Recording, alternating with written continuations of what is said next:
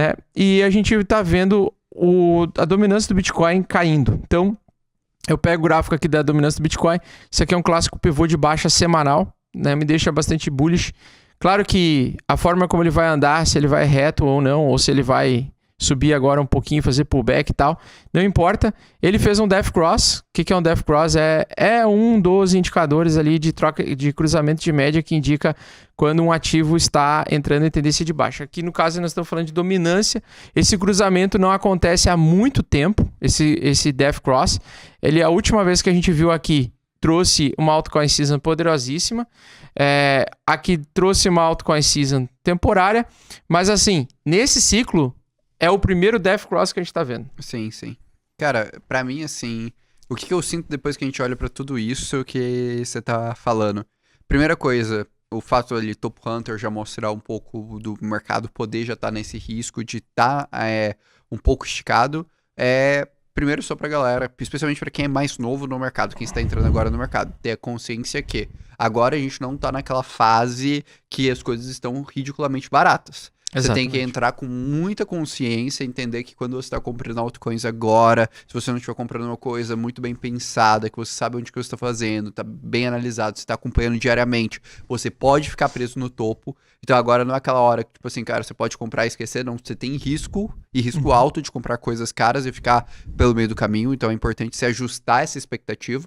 Isso. E assim, essa talvez é a parte mais perversa do mercado cripto, porque o momento que a gente está quase perto do final do ciclo, é o momento que a gente mais faz grana, só que é o momento mais fácil de você se perder. Então você tem que saber ter esse equilíbrio. Acho que essa é a primeira informação importante que você trouxe ali. E a segunda coisa, cara, que eu acho que é legal pelo menos na minha visão, esse ciclo a gente tá sonhando há bastante tempo com uma out-season. Esse foi um ciclo basicamente só de ativos consolidados, seja no mercado financeiro tradicional, seja em cripto. Basicamente só o Bitcoin que deu performance até agora. Agora que a Ethereum renasceu um pouco. E eu acredito que os próximos 3, 4 meses, a gente nunca teve um desenho tão legal nesse ciclo quanto estamos tendo agora. Sim. Tanto do ponto de vista de análise técnica, quanto do ponto de vista de análise mais estrutural, macro e fundamentalista, para uma potencial alta das altcoins. O que eu tô vendo agora? Primeiro, a gente está em all-time high de liquidez global, que tem sido o principal direcionador do mercado em termos de movimento de alta, assim. A gente está batendo 186 trilhões de dólares, se eu não estou enganado. A gente tem perspectiva de ter 2 cortes de juros até o final do ano, ali por mais de 85% do mercado, se você pega a estrutura do CME. Então, traz um segundo ponto muito importante. A gente tem a perspectiva de ter ali a aprovação de múltiplos ETFs spot de altcoins. Então, Solana, XRP, Avalanche, Agabar, todos esses caras têm uma probabilidade de 90% na análise da Bloomberg de aprovar ETFs entre outubro e novembro.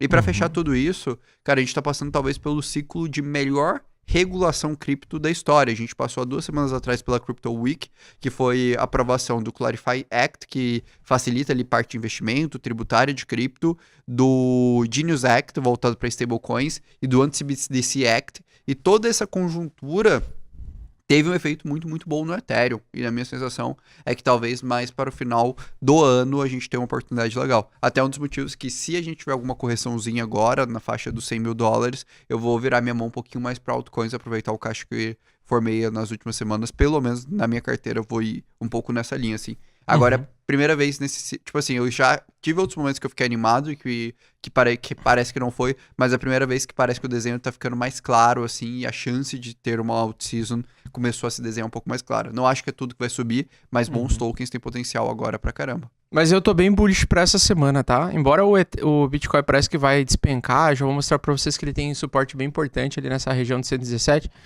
O nosso total do mercado aqui, considerando toda a capitalização de mercado, eu vejo que esse tipo de barra aqui, que geralmente é uma barra de topo, geralmente essa barra com sombra aqui é barra de topo, ela pode ser para mim um falso movimento de topo, ou seja, de continuação de alta para essa próxima semana. Por quê? Porque muitas vezes quando ele vem com essa barra aqui, é como se ele tivesse aqui, ó. Ele engana, parece que ele é um topo, mas na verdade ele antecipa o movimento mais explosivo. E aqui nós temos como se fosse um estilingue mesmo. É uma barra que a gente chama de uma barra estrela cadente. essa barra estrela cadente geralmente indica topo depois de um movimento de ciclo de alta, só que o mercado de altcoins ele recém tá fazendo pivô de alta, né? E aí o que eu tenho que considerar? Ele tá fazendo pivô de alta, ou seja, temos topos e fundos ascendentes. Então é bem possível e provável que o mercado de altcoins continue subindo ao longo dessa semana. Porque a gente vai abrir uma outra barra nova, essa barra aqui vai fechar às 9 horas da noite, hoje de domingo.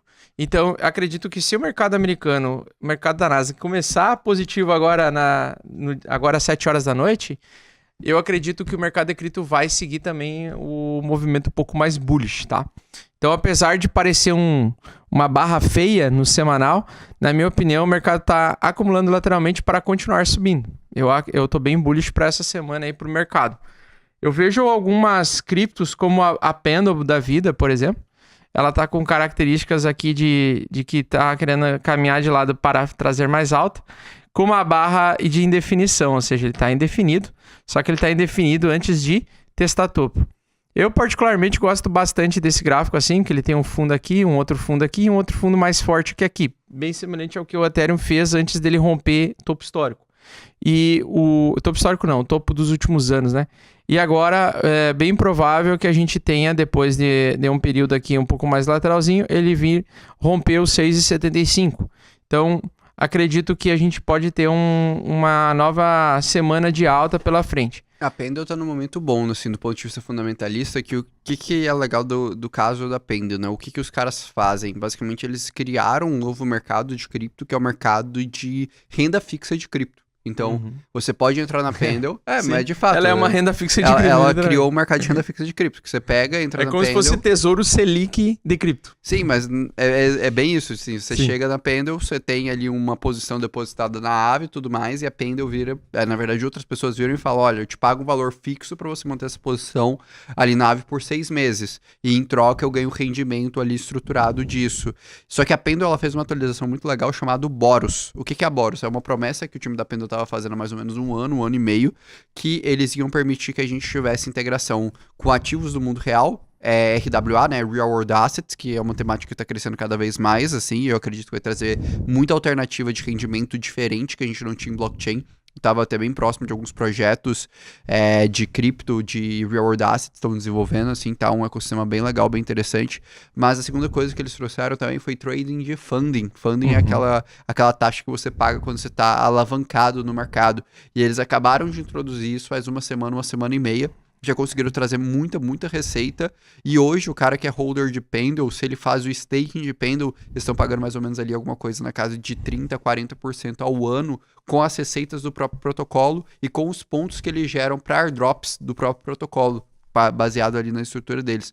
Então, assim, eles estão muito bem, do ponto de vista fundamentalista. A Pendle tá muito estruturada, tanto a Pendle quanto a Aave, quanto a Maple, as três elas estão conseguindo trazer muita demanda, muito interesse do mercado, e eu vejo um caminho bem forte, assim, para os ativos. Sim, ela tá bem forte, ela tem só 1 bi de tamanho de mercado, né?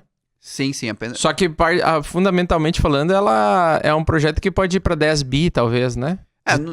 Eu não apostaria... Assim, vou ser bem sincero, cara. Eu cada vez mais não apostaria, pelo menos nesse ciclo, para projetos fazerem 5, 10 vezes nessa última fase. Assim, eu perdi um pouco a confiança nisso por conta da falta de liquidez. Mas eu Porque acho... tu acha que tá muito pulverizado em vários projetos? Cara, eu acho que tá muito pulverizado em vários projetos, e eu acho que a gente tá vivendo um momento no mundo, e aí não é especificamente de cripto, é mundo mesmo, que os investidores, eles não estão dispostos a botar grana pra caramba em risco. Você vê isso pela performance, por exemplo, do S&P. Se você pega o S&P, o que performou no S&P inteiro desde o final ali da pandemia, desde ali do Rally de 22? Basicamente foram as 7 principais ações americanas. De resto, praticamente nada performou no S&P 500. Se você pega as small caps dos Estados Unidos, elas tiveram uma performance abaixo do S&P 500. Então, neste momento, eu, Orlando, particularmente, não tô indo assim...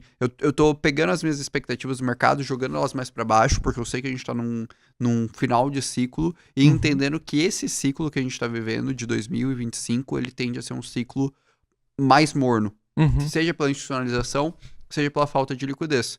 Talvez um próximo ciclo que a gente vai viver daqui a 4, 5 anos, se a gente tiver um ciclo com mais liquidez, os bancos centrais tiverem tirado um pouco da problemática que eles criaram na pandemia, eu acho que a gente tem mais potencial. É a maneira que eu enxergo, pelo menos, no momento. Sim.